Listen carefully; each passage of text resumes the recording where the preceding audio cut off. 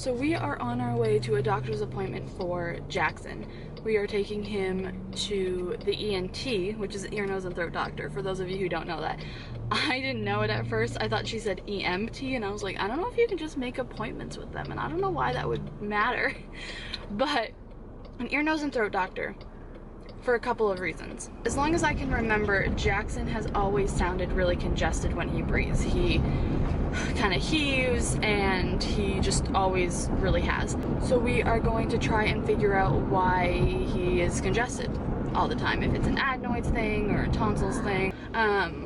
The doctor, we were talking to her about the fact that Jax is a little bit speech delayed. He's not crazy speech delayed, like he does say quite a few words and he does try to talk, he just doesn't quite form them all that well.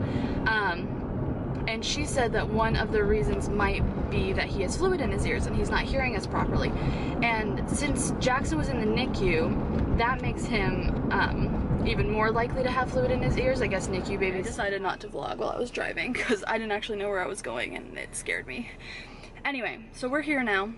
We're about to go in.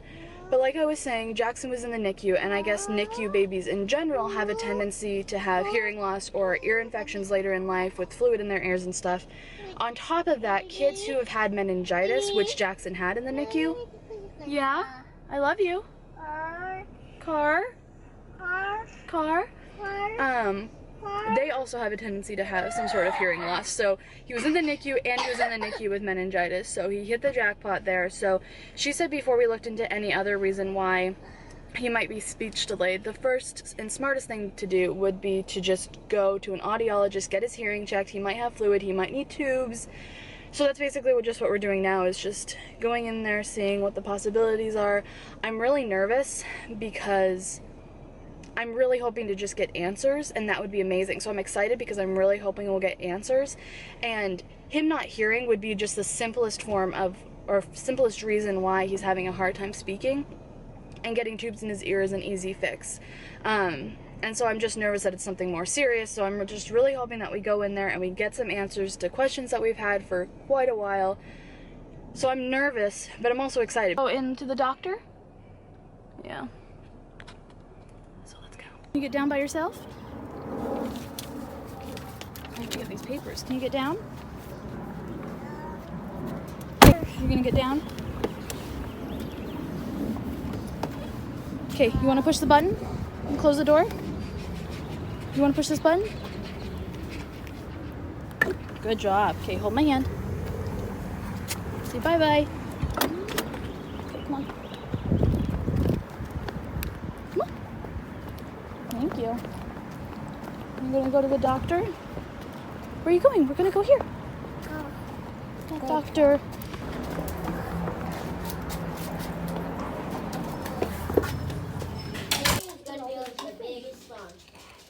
Biggest one cat ever. Let's see what's in left.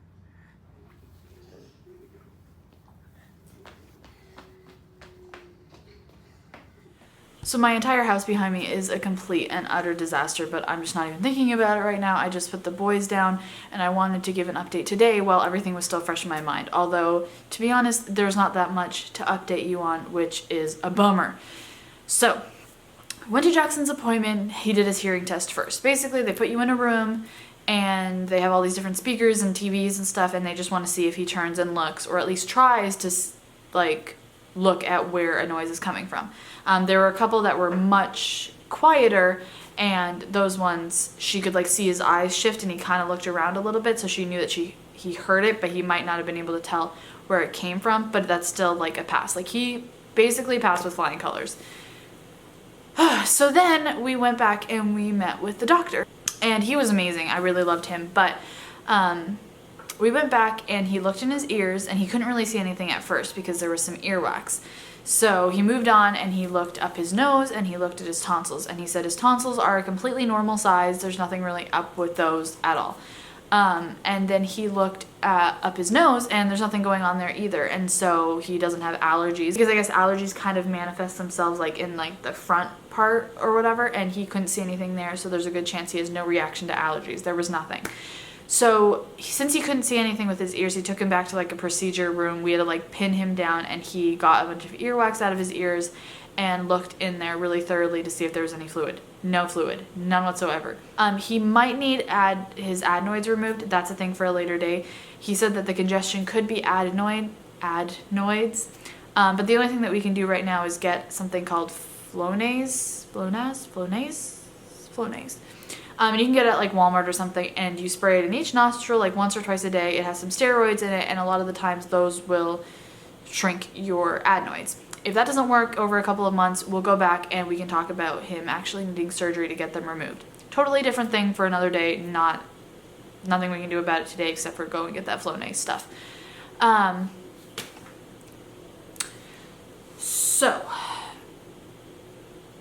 basically they just told us that we should look into speech therapy for Jaxon, which we are going to do. I have a doctor's appointment with Maddox in a week from today, or a week from tomorrow, and so I'm just going to ask her then for some referrals for some speech therapists, and we can look at doing that for Jaxon.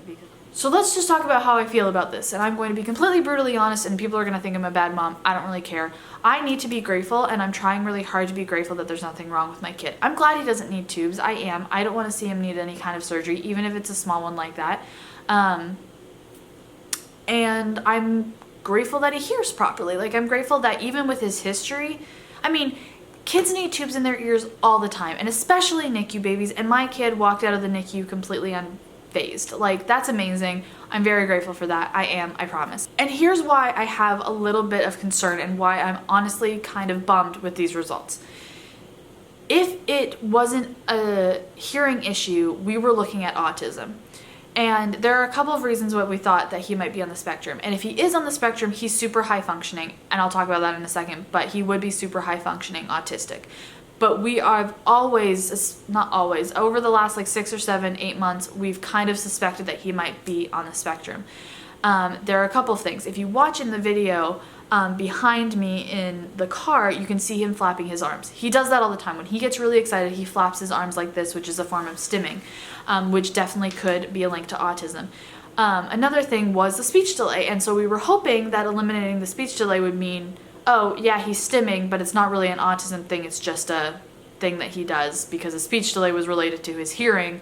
We fix his hearing, he has no speech delay, it's not an autism thing. So the fact that the speech delay doesn't have to do with his hearing means that it could be linked to autism thing. He reacts really well to people's emotions. Like, we watch Cars or Cars 3, Lightning McQueen gets all rumbled up and Jaxon gets sad. Or he'll look to us to see if we're getting sad and react that way, which is a really good sign. Here's the thing though. He's gonna be super high functioning. I just don't want my kid to have to deal with anything else in life. I want him to have a really easy life. I want him to go through the normal things like heartbreak or failing a test or something like that. But not heartbreak because some bee was rude to him because he has social issues. Or not heartbreak because he wants to be friends with people and they're jerks to him. Kids are jerks. I don't want my kid to have to deal with those jerks, and he probably will anyway. I don't want to add another thing to it. I don't want my kid's life to be any harder than it's already going to be. I don't want people looking at him as a kid with autism rather than just Jaxon. This girl made a comment about how I never even considered that this arm flapping thing was an autism thing. I figured he just doesn't, when he's excited, and he doesn't know how to vocalize or show any other way of being excited. And she mentioned that it could be autism related, and now every time he does that, I just see it as a symptom. I don't see it as a cute thing that my kid does that I used to, and that's not fair, and I try really hard to not do that because that's not fair to him. It's just not. He's still the same kid. That thing is still super cute when he does that. I love it. I think it's so cute, and I love being able to tell when he's really, really loving something. I don't like just diagnosing my kid with something.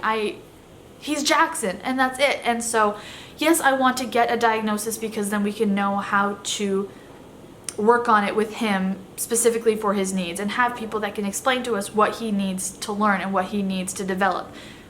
I do want a diagnosis in that case. I don't want people to see him as a diagnosis. I don't want anybody to define him as the kid with autism. I just don't want every time my kid throws a fit, or every time he disobeys me, or every time he doesn't listen to me, or every time whatever, people are like, oh, it's because of autism. No, he's just being a kid. Like, can we just let him be a kid without putting a name on everything? Like, that's just what I'm afraid of. That's what I just don't want, and that's why I'm disappointed that he didn't have a hearing problem. To be completely honest with you, I was hoping he just couldn't hear me. I was hoping that's as simple as it was. We got tubes in his ears. We walked out of that surgery that day and he was listening and talking more. That's what I was hoping for. We are working on setting up an appointment for an evaluation for autism, and it could absolutely be nothing. And like I said, we are looking into getting referrals for a speech therapist, so we'll definitely do that, because even if he does have autism, he needs speech therapy. So that's something that we're moving forward with. We're moving forward. We're finding other answers. I was just really kind of hoping to come on here today and tell you, oh, he's getting tubes in his ears, and I'm so happy because that's such an easy fix and things are going to be great. That's just how I feel about the whole thing. I'm sorry for the ramble. We'll see you next time.